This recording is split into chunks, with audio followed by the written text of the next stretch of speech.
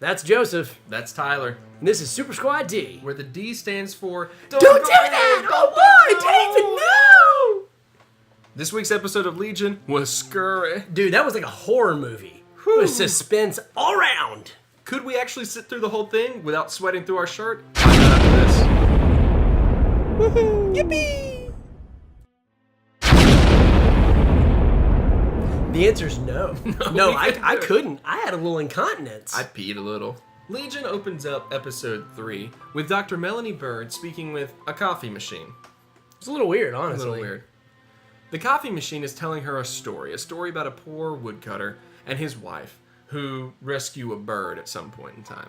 It's the story of a poor man and his wife who bring in a young woman into shelter and safety from a storm, eventually learning to love her like a daughter.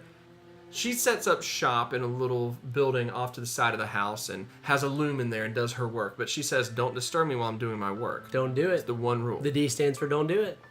The man one day is too curious and can't resist, and he peeks in and discovers it's not this woman that they love like a daughter. It's a bird. And when she sees the man, she flies off. And he learns an important lesson. Just like a metaphor.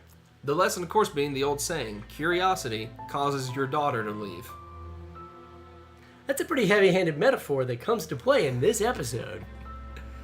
It's what the characters are really dealing with in this episode of Legion. Is it really worth diving into David's brain? Find out at 10. David continues his memory work in this particular episode, but really I think the key of the episode were these conversations he was having outside of that. We've seen the memories, we've seen those scenes, but we get to see these conversations he has with Sid, where he kind of confesses more, he opens up more, and I think that's really important. We'll talk more about that as we get on in this episode.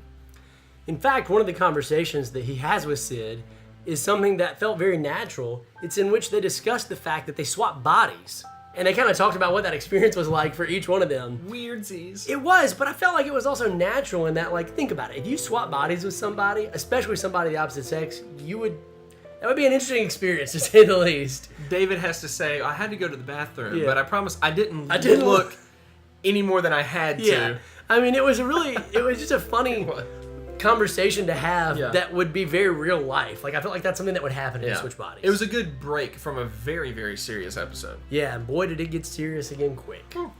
Late in the episode, everyone jumps into David's memories, and they try to find this brand new memory, something about Halloween, and it very quickly turns into a horror film. The scariest thing I've seen in a long time. Very intense. Terrifying scenes of this real life, the world's angriest boy in the world with this giant paper mache head, so creepy, chasing after them, chasing young David, who appears in his memory as a child, and Sid into some air ducts, and Sid's just trying to wake up. They're just trying to wake up and get out of there. Terrifying stuff. You never know what's going to happen. Because a very important thing happens here. We start to realize there's a lot more to these memories than what we think. The memory goes really poorly when the yellow-eyed devil shows up. What we begin to realize is that the memory is a memory, but it's being altered by an actual person or personality. Yeah. The most particularly horrifying moment with the yellow-eyed devil comes at the very end when Melanie is in the dream. She's the only one that's left, and she can't wake up, and she begins to try to read The Angriest Boy in the World, and the book slams down her hand and literally crushes it. And it's so unique and interesting because this is the first time in a memory where a person who's watching it is affected by pain. Like, she is in serious freaking pain. The other important thing that's happening in this episode is David and Sid accidentally end up phasing into the room where David's sister is being tortured and interrogated. David is tied to a chair, he's being analyzed, and he has a freak out moment when Lenny appears and starts saying all these crass and crude things about what men are probably doing to his sister. Yeah. He freaks out, and we find out that David can somewhat psychically teleport. Yeah, and not just himself, but Sid. They go together, and they're suddenly in the interrogation room, and everyone's wondering what's about to happen. In the interrogation room, this creepy man, who I think David referred to as the Eye at some point, kind of sees them. He can detect something's there, and he actually reaches for David's face as David and Sid phase back out. very important look into David's potential powers. Oh, it's crazy. He really is like the most powerful mutant, at least in this universe and in this show. What limit does his power have? Yeah. We've seen him move objects. We've seen him phase objects out entirely into like the outside. We've seen him now phase into other places. We've seen him hear people's thoughts. He's got crazy power. He capable of, yeah. While the episode is entirely in this horror movie type setting, really what stands out to me as the most important part of the episode is not so much going back into the memories and seeing all of that. It really is these conversations that David and Sid have. Yeah, we got a lot of character development in this episode. We got a lot of connection that we've been missing up until now. Absolutely. And while we get to see this great character development, we get to see these pretty natural interactions, maybe the most important thing that we see is David explains to Sid how he used to be such a junkie and he was high almost all the time. And that's one of the reasons he ended up in the hospital he was in. But there's that important line right before it gets to a commercial break where David is sitting down and Sid is sitting kind of next to him. And he looks up at her and goes, "They keep telling me I'm not crazy, but what if I actually am?" And that brings me to my favorite part of the episode, and honestly, one of my biggest complaints about last week's episode, one of the things I was worried with is that they were fundamentally altering the character of David from being crazy to it's just his powers interacting with him. And this episode, by the end of it, I don't know, if you're a comic book fan, you probably caught this, but I don't know if everybody else caught this, but David's huddled over and there's all these voices and all these people grabbing at him, and that's a direct shot from the comics in that it's a picture version of all of the personalities in David's mind all trying to take control and all grabbing for attention. It confirmed to me, yeah, David's crazy. Like, David is straight up crazy. And that is exciting for the potential of the show. And it enters in a new dynamic because when you think about Melanie and how she's been able to help all these mutants so far, she's been able to help them because a lot of them thought they were crazy. But she's been able to show them that it's their powers, and they're not really crazy. What we find here is she thinks David's also not crazy, and she's just trying to say, like, hey, it's your powers, dude. Let me push you to further heights. But he is crazy. He does have schizophrenia. Pushing him to further heights may not be what you want to do. Like, you might not want to unlock that power. Dr. Bird may have overestimated her abilities as a psychiatrist. Yes, she might have. And we mentioned a second ago, but one of the biggest things that we see here is that this yellow-eyed devil is now interacting with other people, with the rest of the world in a sense. He is able to show up in this memory in which Melanie, Memory Guy, Sid, all of them are supposed to be invisible.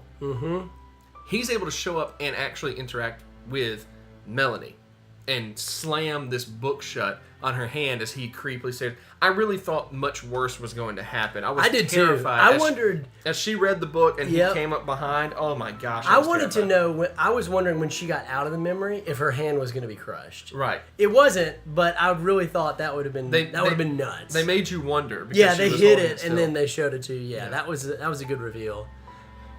This, of course, also leads to a lot of questions about. We've theorized maybe it's the Shadow King showing up, and maybe it still is.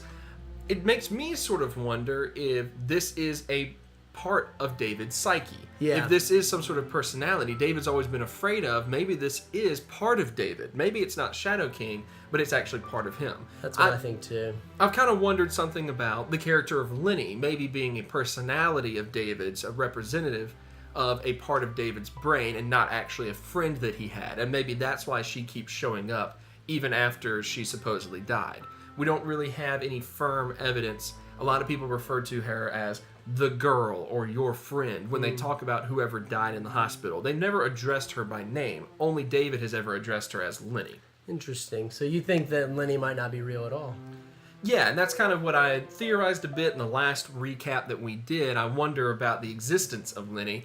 Makes me now shift my thinking to this yellow-eyed devil. Maybe that is part of David's psyche as well. I'm kind of shifting my theory as well. While I would love for it to be the Shadow King, I think it's all a part of David. And I think it's the evil part of David that is a personality that lurks underneath and is constantly trying to get out. And I think that we're going to see in the coming episodes and in the coming weeks him becoming a threat, not just in David's psyche, but for everyone around David in the real world. If it was the Shadow King, we might have seen a little bit more menacing behavior out of him. What makes me think it might be part of just David himself is the fact that anytime the devil appears, he's just kind of laughing to himself and grinning. Yeah. And it's a dark, evil mischievousness. Yep. But it directly connects to this dark, evil mischievousness that we see in this The World's Angriest Boy in the World book. Yeah. Where a boy is smiling as he chops his mom's head off. Where a village is on fire. Totally fine. Yeah, Totally stuff. normal. Stuff. Kid books. Personally, I'm really looking forward to the next episode of Legion. Loving it. I think we're going to really begin to delve more into not only who the Yellow-Eyed Devil is, but how they're going to resolve the conflict with Division 3. It promises to end on a really high note. So far, no episode has disappointed me. Let us know, of course, in the comments what you think, who you think this Yellow-Eyed Devil is, what you think about Lenny, what do you think's going on in David's brain. Comment below, that's important. Make sure you subscribe to our channel as well. That's right, and we'll see you next week for another recap of Legion. Keep tuning in to Super Squad D. We've got giveaways going on every week. We've got live shows. We've got so much going on. You don't want to miss any of it, especially if you like winning free stuff. That's Joseph. That's Tyler. And this is Super Squad D, where the D stands for... No, don't! Don't go in there. Just don't do it. No, don't? That doesn't start with a D. My bad, everybody.